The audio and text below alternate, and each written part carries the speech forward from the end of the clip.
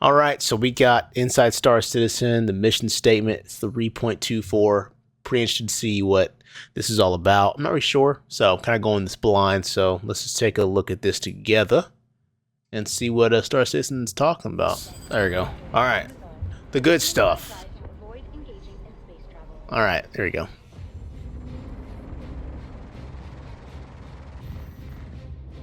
Blockade Runner is an event that focuses on cargo hauling and space combat. The inhabitants of a station ask for aid. The bad guys have blockaded one of these stations, and the citizens there need help to get certain supplies from outside to go back in. Oh, cool, okay. The idea with it is that you would have someone who flies a cargo ship and loads up full of cargo, and then have a bunch of escort ships that help fight them.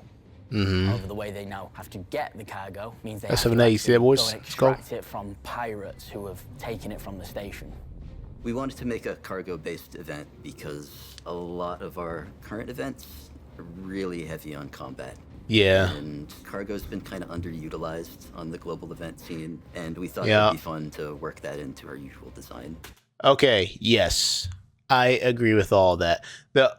There's not like a massive amount of like events, but yes, all the events, yes, involve like mass events are going to involve combat most likely. But I do really like the fact that they recognize they need to spice it up a little bit, and I think adding cargo will be huge, especially in like my personal friend group I play with.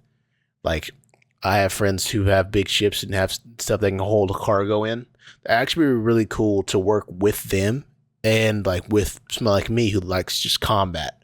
So we'll actually be able to work together and kind of do our own specialties, be in our lanes, but achieve the same goal. So I think it's pretty sick. I like it. The response we saw from Xenothreat, when we first put Xenothreat out, we really liked when we saw players working together in kind of like a Dunkirk type moment where one person had pulled up, just opened the ramp, a couple of people had cleared the wreck already, and then they're all just throwing cargo into the back of someone's ship. They don't know this person, they've not talked to them, but everyone understands their role in this space they've created. And there's people who are flying above, sort of also protecting against the waves of Ninetales that were coming to the wreck. And it was just this beautiful mix of people who just all kind of knew exactly what role they fit into. And I'll speak for our experience. It was a beautiful thing until the servers act up, and then we're all frustrated and getting mad at each other a little bit because we can't accomplish what we need to get accomplished. But anyway, personal experience, right? Maybe it didn't happen for you, but it happened for me. But I get what he's saying though. The idea of it is like exactly what Star Citizen's going for. No question, I get that. And just got the job done. I'm being a bit of a turd. I wanted to recreate that feeling in its own event. Yeah, very cool. So the flow of Blockade Runner is when you start the mission, you will receive marker points of potential sites where a pirate could be that has stolen cargo from the station that's requesting its return. A hostile enemy force has attacked one of the LEOs throughout Stanton, and they've stolen a great deal of Zeta Prolanide from it. This Zeta Prolanide's been shipped out, it's being carried away, and the remainder of the enemy force has stayed behind, surrounding the LEO in a blockade. It's up to players of the verse to chase down these enemy ships that contain the stolen material, defeat them in combat, reclaim the material. Either via the use of distortion weapons to make sure you get every piece of cargo that's on board the ship, or via killing it and maybe getting less, hey, how's it going, man? Less of the risk of dying. Sorry, by the way, we're good. Once they do recover the stolen material from the ships scattered throughout space, they'll have to make their way past the blockade and return it to the LEO. There will be ships flying around that you have to actually disable while trying to land, or else you could lose all of your cargo. Either way, their goal is to land safely at the LEO with the stolen material on. And once they have that, they get to use our fancy new cargo elevator mechanic to return the stolen cargo to the station. Oh, okay. That's cool. You get to use that. The reward for Blockade is not much, man. How you doing? Based off of participation. There will be, similar to Xenothreat, there'll be a bar that fills up with contribution, and every time that bar kind of ticks over, you'll get a payment, and then you'll get a big chunk at the end when all of the SCU amount of cargo has been retrieved back to the station. Okay. So to get all of the cargo, I'd recommend using distortion weapons and boarding the ship. This way you can ensure that you get everything out of the cargo hold. Whereas if you do it the other way, you know, you go from this Might blow it up. 100% sort of loot to maybe 30%. There's going to be a big difference to encourage a different type of gameplay that players aren't really used to playing in our game. I think a lot of the game I'm curious, is loops the in base our building in? game No, are man. a Base bit building won't be drawn in out, for, and I like to think that you can get heck, the maybe action a pretty couple quick with years, this. I'd It's a say. relatively tight game loop, all things considering. I hope people will be able to jump in and out of it as they see fit and have a good time. In addition to Blockade Runner, we're also adding a bunch of hauling missions that also utilize the freight elevator and instance hangars we're going to get. With the introduction of freight elevators, we can now make missions that we were never able to make before. Up until now, we haven't really had any missions which allow you to use your cargo grid. You won't have to go to various different parts of a station or find a ground station to get your land vehicle. You'll be able to get everything you need for your trip organized in one place. Now, I can just go to my hangar and there's an ASOP terminal in there and I can watch my ship go down and come up and I can have all my boxes out. The ability it gives me to build the missions that I love is insane. So for me as an economy designer, freight elevators means that I can reward players for new game loops and different types of activity that they haven't been able to fully play before, such as loading and unloading your cargo, figuring out logistics, and actually allowing players to monetize that effort and get a full reward for it. Yes, that's been one of the big things that we've been missing. Personal. Not personally. We've been missing the ability to like really properly set up for missions. So like, I feel like ground vehicles is one of the things that's not utilized nowhere near enough, solely for the fact that it is a pain in the butt to get it going. Because like, if you want to use your vehicles, like you have to go to a special spot, like, you know, like, for example, Lorville, it's like, go get your ship. Okay, now go to this spot in Lorville to go get your vehicle, then load it on the ship. But no, with this, we'll be able to do all that in the hangar, have your party there and stuff. So setting up for missions and properly like wanting to do things is going to be like, it's really going to ramp up gameplay in general. Like people are actually going to be able to really like do missions right, you know, especially for like something like distribution centers. And that one, like, there's been like 3 times now where we've done a distribution center mission, and we've had to like land miles out, and we just ran in because we were just like, dude, because either that or you land like right up next to the building and you risk dying. But like with this, we can land miles away, and then just take a vehicle, and we can do it now. But like it's extra effort to get there. But with the hangars, it's gonna be much easier. So the more time and effort it takes to use the freight elevators and do the hauling missions effectively, the more opportunities I have as an economy designer to find the appropriate rewards for players for that game loop. And I don't want to see any Reddit threads on the rewards for these missions, because at the time of filming, we're still weeks away. That means the numbers you see in this episode aren't the real numbers. Don't go to Reddit. Give this guy a break. They'll be real by the time the thing comes out. You might be thinking, well, we've been moving boxes for a few years now. Those delivery missions already exist. What makes cargo hauling missions so special? Well, in cargo hauling missions, we're actually allowing you to move real commodity containers with real value through the verse. You're not stuck with 1 SEU boxes. If you're asked to move 400 SEU, those will actually be intelligently packed by the system into different container sizes, which means you'll be able to load them up on your cargo grids for your cargo ships the way you've always wanted to organize them. These missions will handle that sounds pretty nice. High volume of cargo. These missions are built for people who are going to own a Caterpillar, people who are going to own a full sea. These are mimicking a logistical framework that's going to be needed in, you know, a system, a universe this big to transport the goods to and from different locations. Let me give you some examples. You find a mission where a few different outposts on the surface of Hurston have mined some iron, and you've got to bring it up to Lorville, where then it can be transported further from there. Baby, yeah. So you go to each of these outposts, you land at that location, and there, in the warehouse of that outpost, those containers will be waiting for you where you can call it up through the freight elevator. You load it up into your ship. Okay, this part. Okay, this part, let's not skip over this. You can run people doing this or what? Yes, that's exactly what I was about to say, Anthony. This part right here is interesting. It's going to be interesting because they're kind of skimming over this part, but it's not like before where you can go buy stuff or buy cargo or sell cargo and it automatically just load your ship up or automatically unload your ship. If you have to move this stuff yourself, you're going to be on these elevators a lot longer than before.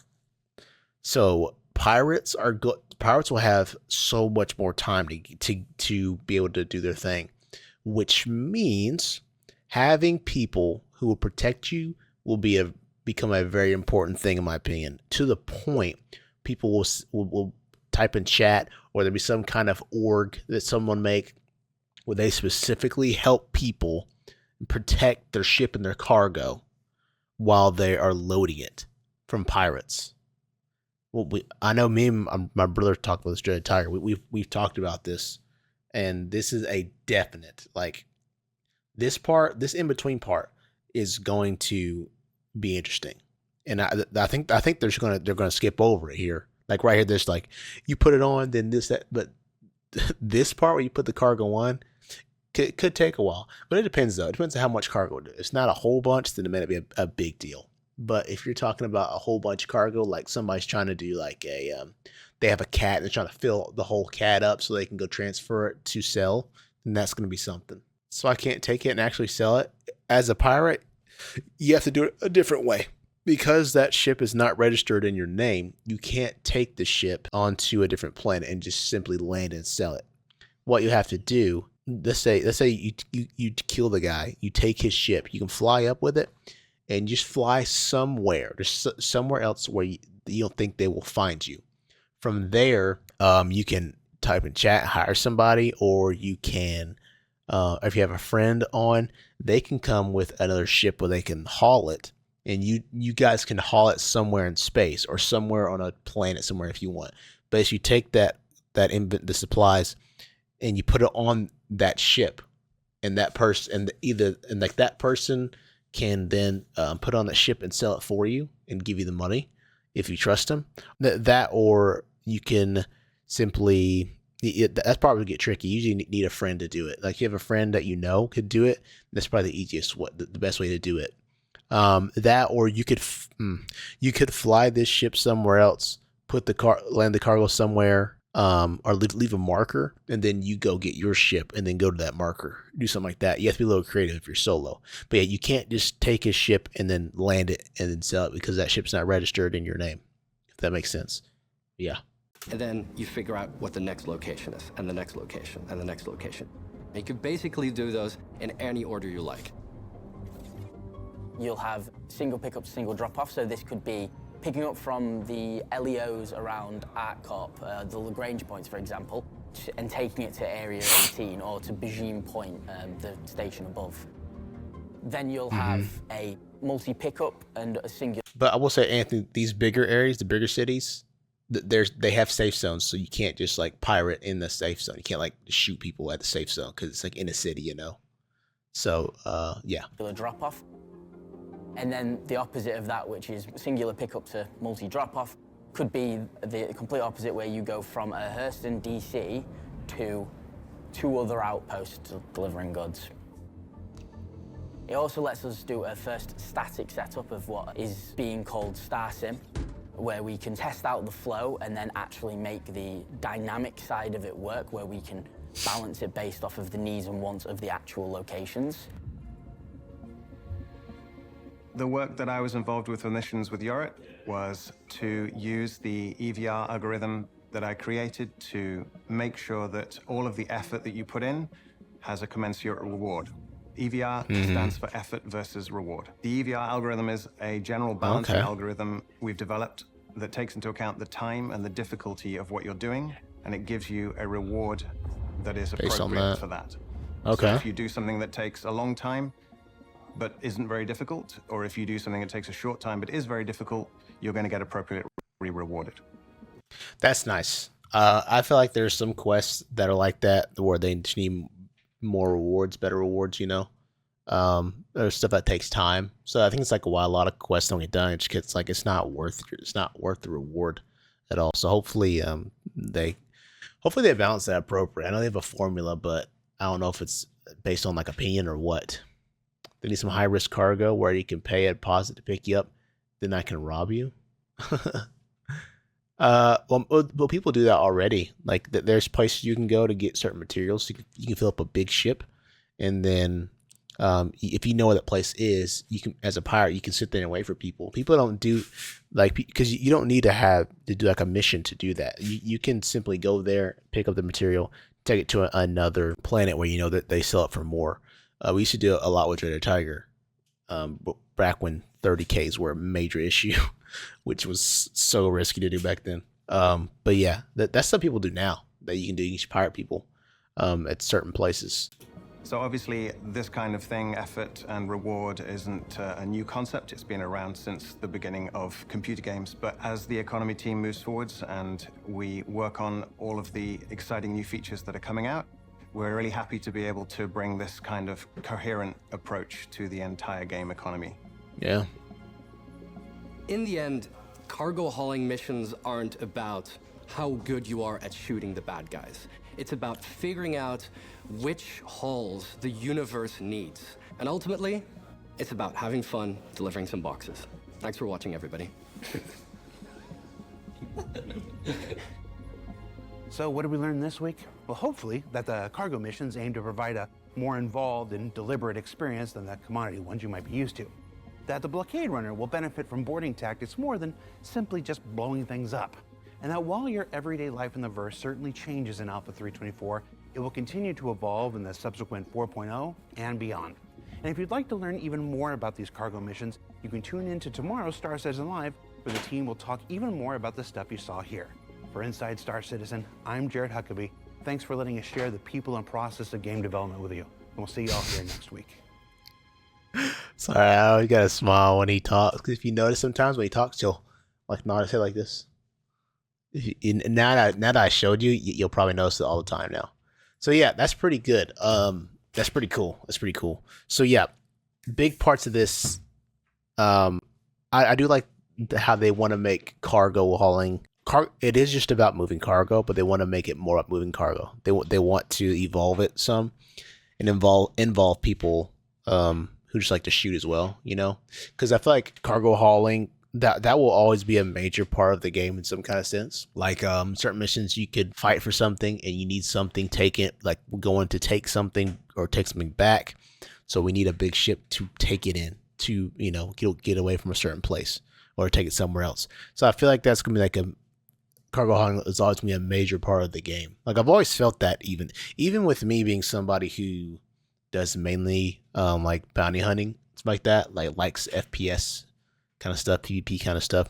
I always feel like cargo is a big thing because even when I do bounty hunting, I'm excited when I find somebody with a big ship or at a spot where they could get cargo because I'm like, oh, I could get some cargo out of this because, like, you know, you never know what you're going to get. It's kind of like a box of chocolates, you know what I'm saying? But yeah, I do like what they're doing with that though. It's pretty cool, and I'm glad to understand too. They mentioned the video talked about like getting the chemistry down of like players doing multiple things because them watching Xenothreat, seeing how people working together, which yeah is very cool. But like I said, we all didn't have that pleasant experience. We all tried. There was like 8 of us, man, and like we constantly had some kind of bug issue.